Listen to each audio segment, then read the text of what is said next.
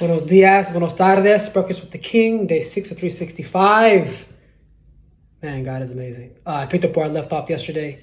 I finished in chapter 13 of Genesis, picked up on 14 and 15, and man, what hit me the most was Abram's relationship with God and how he just sees his heart and everything. So if you recall, Abram and Lot separated in chapter 13 and chapter 14. Lot goes off to a place called Sodom. He rests his head and his laurels there. And Sodom has some beef with some other kings. They come through, wipe out Sodom. They kidnap Lot. Somebody escapes. They run to Abram, say, Abram, they have your nephew Lot.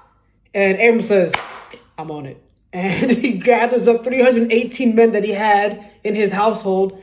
And they run off and they go down there and they not only save his nephew Lot, but they also save the city and town of Sodom. And so the king of Sodom is like, oh my gosh, Abram, thank you so much. Thank you for my people to come back, bring my people back. But you can have all the goods that you can take, that you can get out of here. Just take them all. And Abram says, no, I made oath to the Lord. I want nothing. I want no man to be able to say that they made me rich. And so that's how 14 ends. And I'm thinking to myself, man, Abram's like on this high in his faith. And in the very next verse, right, it says, after this is chapter 15, verse 1. After this, the word of the Lord came to Abram in a vision. And it said, do not be afraid, Abram. I am your shield, your very great reward. And it hit me because Abram seemed so content as chapter 14 spun down. He had just defeated these armies. He rescued his nephew. He was even able to deny his flesh from having goods and riches. And in the very next verse, God still knew how his heart felt. And he said, do not be afraid. And it hit me, man. Today was beautiful. Last night, the verse, Matthew 7, seek and you shall find, knock and the door shall be open for you, ask and you shall receive. It was just on my heart. And so this morning and all day, I'm at the gym and a brother comes to me and says, man, brother, God is changing me. I want to get baptized. And he's telling me a story about how God has heard his heart and all of his cry, and how he's so grateful. And then a really good friend of mine, she told me a story about how God came to her in a moment of stress and need, and she was able to see him come through.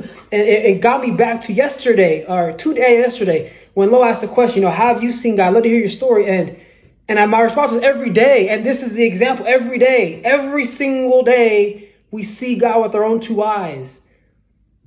Share the stories, share his love, his unconditional love. He knows us so well. That's what hit me, man. And then it reminded me of a story. I had a good friend. He had called me one day. It was, I know what it was, Good Friday, about 3 or 4 years ago. And the voicemail said, brother, I am riddled with cancer. Looked like a Christmas tree on the X-rays, MRIs. But what he did was he pressed in, and he pressed into the Lord, man. And over these last 3 or 4 years, I've seen him he was already on fire to share the gospel, but it's just something that has just inspired me greatly. And the lives that God has used him as a vessel to touch has been insurmountable, man. People who have not even a close understanding of who God is, he's been able to just minister to.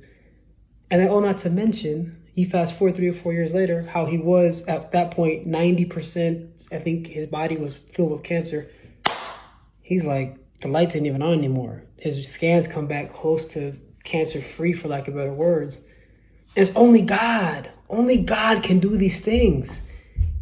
And in the midst of whatever heartache you're in, whatever struggle you're in, whatever you're feeling like, oh my goodness, and although maybe on the outside you are looking peachy keen like Abram was, God knows you, man. He really does.